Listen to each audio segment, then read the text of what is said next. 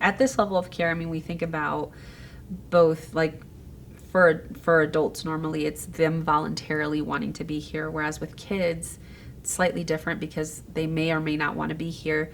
Oftentimes the family has a lot of involvement, which you have to get really creative with making sure that you have engagement not only from the client, from our adolescent, but from their families as well. And sometimes, yeah, families can play a huge part of what that is, and being able to kind of tease out what may be at the root of, of some of those challenges that families and clients may face. And that's not always pleasant, but kind of going through that with our clients, with their families, taking into account that the world that kids live in today is distinctly different from what we went through, right? Social media plays a huge factor in all of that. Peer pressure, social pressures, even when you take into account all the other variables, cultural factors that come into account into all of this, it's a lot more dynamic.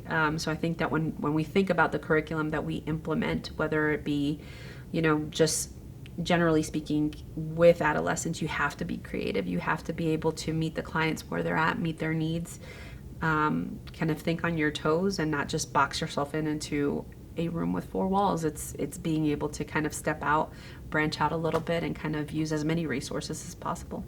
Incorporating a lot of that psychoeducation. Oftentimes, what I've come across in my time in the field has been, we either try to normalize it, minimize it, or just try to act like it doesn't exist altogether. And I think that being able to, one, identify what's actually going on, understand, what that person is experiencing, and understanding how they can actually get help. Because if they don't get help now, it's being able to paint that picture of what it will look like in the future.